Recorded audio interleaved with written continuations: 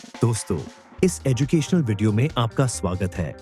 इसमें ब्लड के rational use, pre transfusion testing, cross matching के डिफरेंट मेथड्स और ट्रांसफ्यूजन के दौरान बरती जाने वाली सावधानियों पर बात करेंगे। ब्लड ट्रांसफ्यूजन एक ऐसी चिकित्सीय प्रक्रिया है जहां डोनेट किए गए ब्लड या स्पेसिफिक कंपोनेंट को इलाज या स्वास्थ्य में सुधार के लिए रोगी के ब्लड स्ट्रीम में दिया जाता है। इसका उपयोग आमतौर पर सीवियर एनीमिया, ट्रॉमा के कारण हुए ब्लड लॉस और सर्जरी के दौरान किया जाता है। ब्लड ट्रांसफ्यूजन हेल्थ मैनेजमेंट का एक इंपॉर्टेंट पार्ट है, लेकिन इसके साथ कई जोखिम भी जुड़े होते हैं। ट्रांसफ्यूजन से अक्यूट और डिलेड रिएक्शंस और ट्रांसफ्यूजन ट्रांसमिटेड इन्फेक्शंस जैसे HIV, HBV, CMV, मलेरिया इत्यादि का खतरा रहता है, जिसे मैंडेटरी स्क्रीनिंग द्वारा कम किया जाता है। इसलिए ब्लड ट्रांसफ्यूजन से पहले क्लिनिशियंस द्वारा इसके फायदे और जोखिम का आकलन किया जाना जरूरी होता है, और अगर कोई ऑल्टरनेटिव मैनेजमेंट ऑप्शन मौजूद होता है तो उसे अपनाया जाता है। रैशनल यूज ऑफ ब्लड का अर्थ है होल ब्लड की बजाय स्पेसिफिक ब्लड प्रोडक्ट का चयन और उपयोग उसके इंडिकेशन के आधार पर करना, जैसे पैक्ड RBC को एनीमिया और ब्लड लॉस में, प्लेटलेट्स को ब्लीडिंग या उसके जोखिम में, या फ्रेश फ्रोजन प्लाज्मा का कोआगुलोपैथीज में। साथ ही सही डोज और सही समय पर ट्रांसफ्यूजन रैशनैलिटी का इंपॉर्टेंट एस्पेक्ट्स है। ब्लड सेंटर में ब्लड रिक्वेस्ट आने पर उसकी डिटेल चेक करने के बाद प्री ट्रांसफ्यूजन टेस्टिंग से रेसिपिएंट और डोनर का ABO और RH कंफर्म किया जाता है।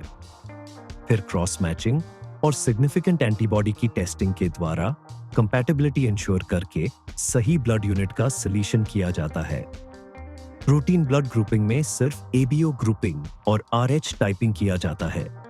क्रॉस मैचिंग के थ्रू डोनर और रेसिपिएंट ब्लड में पॉसिबल सिग्निफिकेंट एंटीबॉडी को डिटेक्ट किया जाता है और ट्रांसफ्यूजन को सेफ बनाया जाता है। प्लेटलेट और प्लाज्मा के लिए कंपैटिबिलिटी टेस्टिंग जरूरी नहीं होता है, सिर्फ ABO ग्रुप मैचिंग काफी होता है। प्लेटलेट ट्रांसफ्यूजन में ABO और RH ग्रुपिंग कंपैटिबिलिटी की भी जरूरत नहीं है, सिवाय नियोनेट्स, एलोइम्यूनाइज्ड और यंग RH नेगेटिव फीमेल में।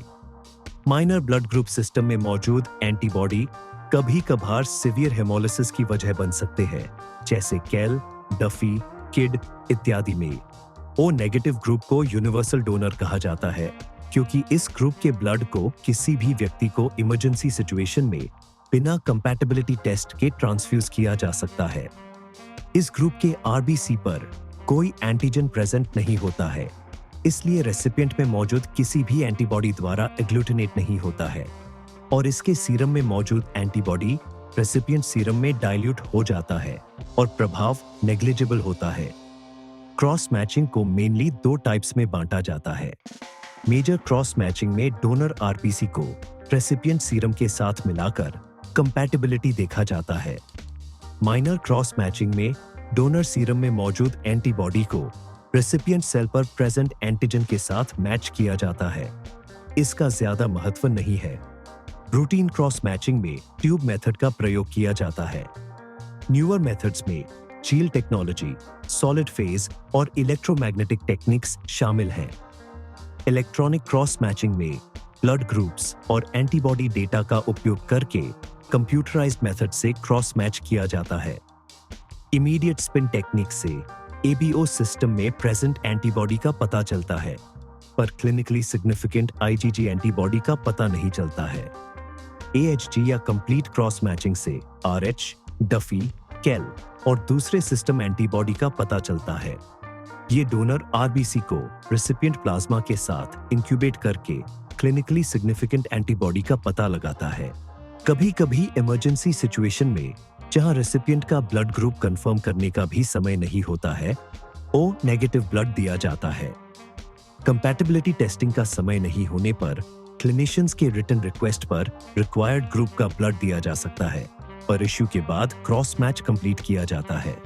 नियोनेट्स में सीरम में एंटीबॉडी नहीं होता है, इसलिए रिवर्स ग्रुपिंग नहीं किया जाता है, और एंटीबॉडी स्क्रीनिंग के लिए मदर सीरम को देखा जाता है। न्यूनेटल एक्सचेंज में यूजुअली 7 दिन के अंदर का ब्लड और 1500 ग्राम से कम वजन नियोनेट्स में इरेडिएटेड ब्लड दिया जाता है।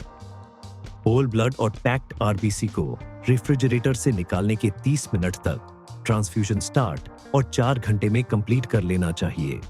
पीडियाट्रिक पेशेंट्स में ट्रांसफ्यूजन रेट काफी कम रखा जाता है। ट्रांसफ्यूजन स्टार्ट करने के 15 मिनट तक केयरफुली वॉच किया जाना चाहिए, क्योंकि ज्यादातर ट्रांसफ्यूजन रिएक्शन का खतरा इस समय होता है। फीवर, चिल, इचिंग या पीठ दर्द ट्रांसफ्यूजन रिएक्शंस का संकेत देते हैं। ऐसे में तुरंत ट्रांसफ्यूजन रोक देना और क्लिनिशियंस को इन्फॉर्म करना चाहिए। ब्लड सैल्वेज का उपयोग तब किया जाता है जब सर्जरी के दौरान रोगी के सिग्निफिकेंट अमाउंट में ब्लड लॉस की आशंका होती है। इसमें एक सक्शन डिवाइस सर्जिकल साइट से ब्लड कलेक्ट करता है और ब्लड में हेपरनाइज्ड सेलीन मिलाया जाता है।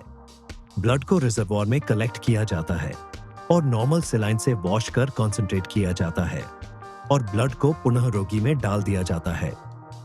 अतः ब्लड ट्रांसफ्यूजन एक महत्वपूर्ण प्रक्रिया है, जिसके लिए रोगी की सुरक्षा और प्रभावी परिणाम इंश्योर करने के लिए केयरफुल प्लानिंग, अप्रोप्रिएट टेस्टिंग और विजिलेंट मॉनिटरिंग की आवश्यकता होती है।